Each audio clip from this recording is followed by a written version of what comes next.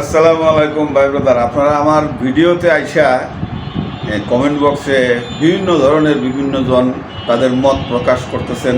আমার ভালোই লাগতেছে, আবার হাসিও পাইতেছে। কারণ 2017 সাল থেকে নির্বাচনের দিন রাত্রে জায়েদ খান যখন শাকিব খানের উপরে হামলা করলো, তখন থেকে কিন্তু আমি প্রতিবাদমূলক ভিডিও বানায় আসতেছি। আর আপনারা এখন ভাবছেন যে আমি শাকিব খানের বিরুদ্ধে কথা বলতেছি। বিরুদ্ধে না ভাই, এই কথাগুলি বলছি শাকিব খান এরপরে এইগুলি দেখছে, শুনছে, তারপরে এই খালেদ মহিউদ্দিন সাংবাদিক খালেদ মহিউদ্দিনকে এই অডিও কল রেকর্ডটা ফাঁস করতে বলছে।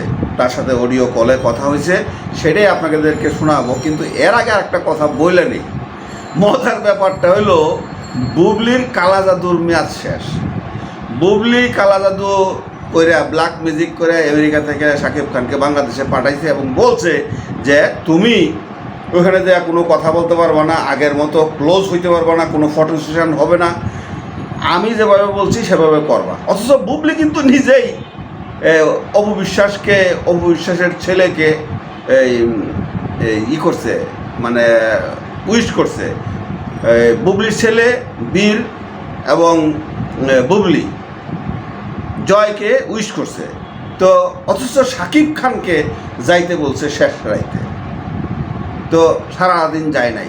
যাই হোক, আপনাদের ভালোবাসায় আমি সত্যিই সিক্ত। আমিও শাকিব খানকে এতটুকুই ভালোবাসি, কারণ শাকিব খানের জন্য অনেকের সাথে আমার সম্পর্ক খারাপ হয়েছে।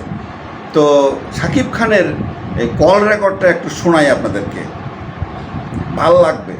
বিশ্বাসকে নিয়ে কি বললেন? বিশ্বাস যেহেতু আমার ছেলের মা, অফকোর্স সে আমার স্ত্রীও, এবং আমার সন্তানের মা হিসেবে তো তার অবস্থাটা অনেক উপরে। ওকে, বাট সামহাও যেটা উপরে খুব ভালো জানি, কিছু মানুষ আসলে আমার যে অবস্থানটা আমি ফিল করি এখন, অনেক সিনিয়ররাও আমাকে বলেছেন যে এই অবস্থানগুলোর মানুষের অদৃশ্য কিছু শক্তি থাকে, অশুভ শক্তি, যারা সবসময় চেষ্টা করে যে তাকে কিভাবে হেয় করা যায়, তার পজিশনটাকে কিভাবে নষ্ট করা যায়। আর সেই কাজগুলো খুব কাছের মানুষদের দিয়েই করে। বুঝছেন, শাকিব খান কিন্তু টেকনিক্যালি তার কষ্টের কথাটা বইলে ফেলাইছে যে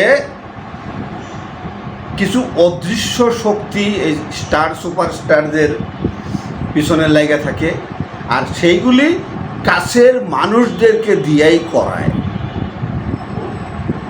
কথা ক্লিয়ার? আচ্ছা, তো এখন আপনারা যারা আমার প্রতি রাগ হয়েছেন, আপনাদের রাগ হওয়ার যথেষ্ট কারণ আছে। আর আমিও তো কোনো এভিডেন্স ছাড়া কিন্তু কথা বলি নাই। মনি কথা বলছে, সেটার কল রেকর্ড কি আমি বানাইছি ভাই? বুবলি কথা বলছে, সেটার কল রেকর্ড কি আমি বানাইছি ভাই?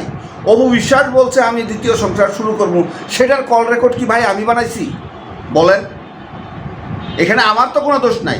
আমি এইগুলি দেওয়ার কারণটা হচ্ছে যে শাকিব খানের বিরুদ্ধে কথা বলা না, এটাও শাকিব খানের পক্ষে।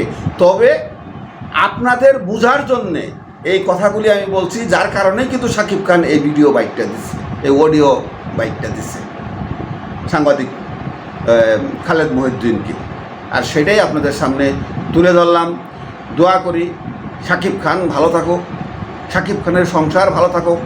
আর একটা কথা দেখেন, এই যে এই ইয়েতে গেল শাকিব খান শেষ রাইতে অপু বিশ্বাসের বাসায়, তো সেইখানে একটা ফটো সেশন হবে না, family photo session. Apu Biswas ক্লোজে আসবে। অপু বিশ্বাস আপনারা দেখছেন যে কী যেন দিতেছে হাতে, সেইখানে শাকিব খান কিন্তু অপু বিশ্বাসের দিকে একবার তাকায়ও নাই। তার মানে বুবলি মানা করে দিছে, ওখানে যায় তাকান যাবে না, রোমান্টিকভাবে কথা বলা যাবে না। মানে ওই যে ব্ল্যাক ম্যাজিক, আমেরিকা গেলেই ব্ল্যাক ম্যাজিক, শাকিব মনে রাখিস বেটা, এরকম করা যাবে না। বউ দুটাই তোর আর পোলা দুটাই তোর, এটি অন্য কারো না।